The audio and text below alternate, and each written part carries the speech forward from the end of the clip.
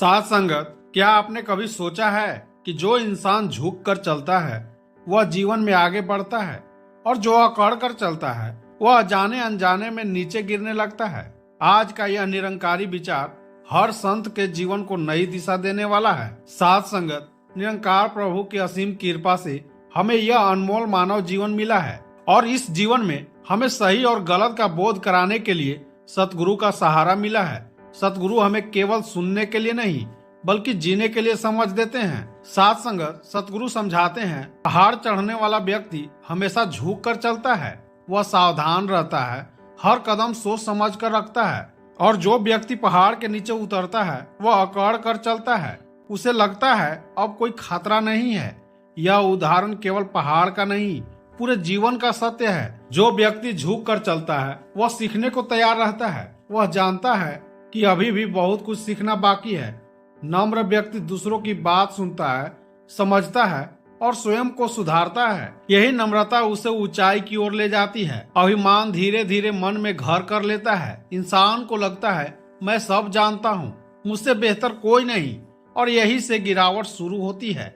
अभिमान इंसान की आंखों पर पर्दा डाल देता है। निरंकार की नजर में सब एक बराबर है, ना कोई बड़ा ना कोई छोटा। जब कोई संत अपने ज्ञान, अपनी सेवा या अपनी भक्ति पर अभिमान करने लगता है तो वह अनजाने में निरंकार से दूर हो जाता है। सतगुरु फरमाते हैं अभिमान की ताकत फरिश्तों को भी शैतान बना देती है। और दूसरी ओर नम्रता की शक्ति देखिए, नम्रता साधारण व्यक्ति को भी महान बना देती है। जो झुकना जानता है वही जुड़ना जानता है। नम्र व्यक्ति कभी खुद को बड़ा नहीं मानता, वह हमेशा कहता है यह सब सतगुरु की कृपा है। साथ संगत, संत का जीवन दिखावे का नहीं होता, अनुभव का होता है। सच्चा संत अपनी वाणी से नहीं अपने व्यवहार से निरंकार को प्रकट करता है। अगर ज्ञान के बाद भी वाणी में कठोरता है, व्यवहार में अहंकार है, तो समझना चाहिए कि अभी साधना अधूरी है। हमें रोज अपने मन से पूछना चाहिए, क्या मैं आज झुक कर चला या अकड़ कर? क्या मेरे शब्दों में नम्रता थी या घमंड? क्योंकि जो झुक कर चलता है वह ऊपर जाता है और जो अकड़ कर चलता है वह नीचे आता है। साथ संगत, सिमरन सिर्फ बैठ कर करने का नाम नहीं। सिमरन तब होता है जब अपमान में भी हम शांत रहते हैं, जब सफलता मिलती है तब भी हम झुके रहते हैं। यही सच्चा सिमरन है। यह जीवन एक ऊंचे पहाड़ की तरह है। ऊपर चढ़ने के लिए धैर्य चाहिए, संयम चाहिए और नम्रता चाहिए, लेकिन नीचे गिरने के लिए सिर्फ अभिमान ही काफी है। साथ संगत, झुकने के बाद ऊंचाई कैसे प्राप्त होती है, आइए एक कहानी के माध्यम से समझते हैं। कि एक गांव के पास एक ऊंचा पहाड़ था। उस पहाड़ के रास्ते से हर दिन लोग ऊपर नीचे आते जाते थे। उसी गांव में मोहन नाम का एक युवक रहता था।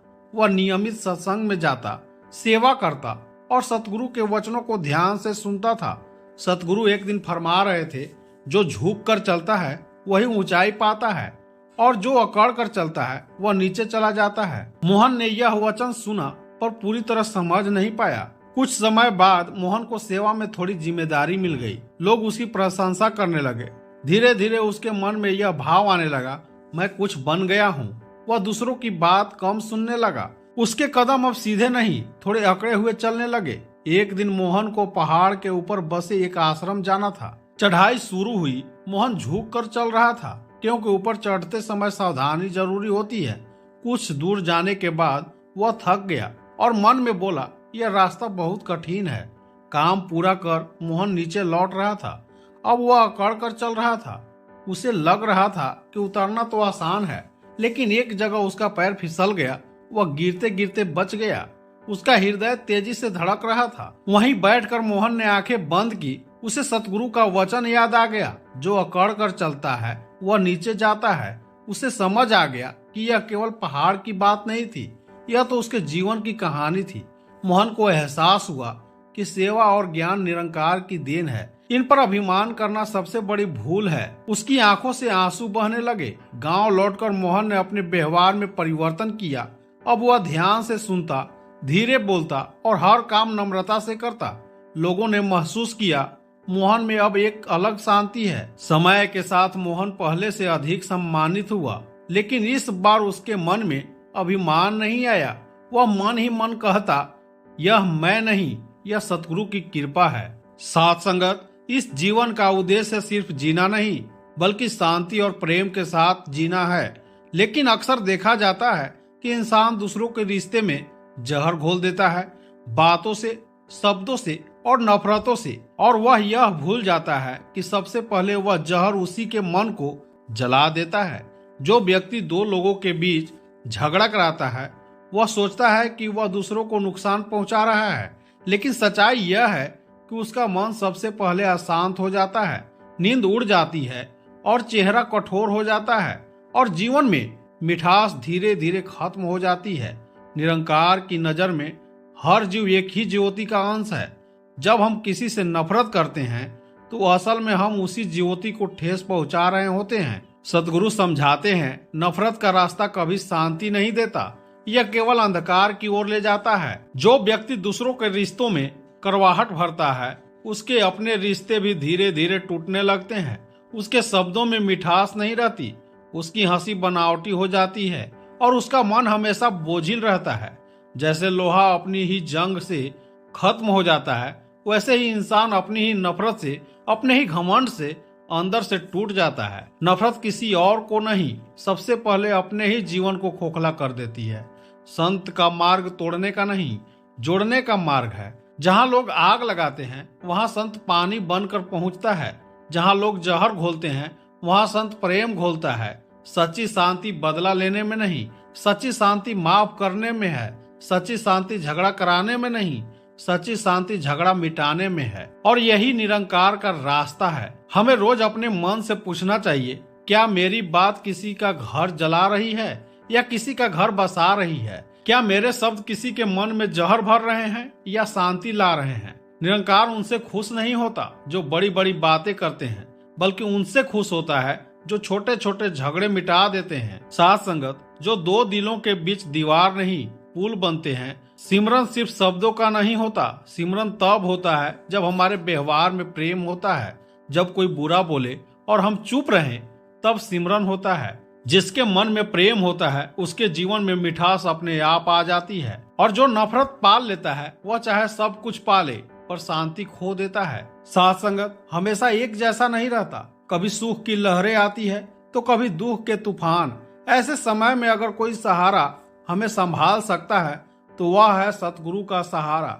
यह कहा गया है, जो अपनी कश्ती सतगुरु के सहारे छोड़ देता है वह सोचता है कि अब वह खुद ही काफी है। लेकिन जीवन का सत्य यह है, तूफान हमारी ताकत नहीं देखते, तूफान हमारा अहंकार नहीं मानते। और जो कश्ती सतगुरु के सहारे से अलग हो जाती है तूफान उसे किनारे से भी दूर ले जाते हैं। सतगुरु का सहारा कोई रस्सी नहीं, कोई लकड़ी नहीं, सतगुरु का सहारा है सही समझ, सही दिशा और सही समय पर चेतावनी।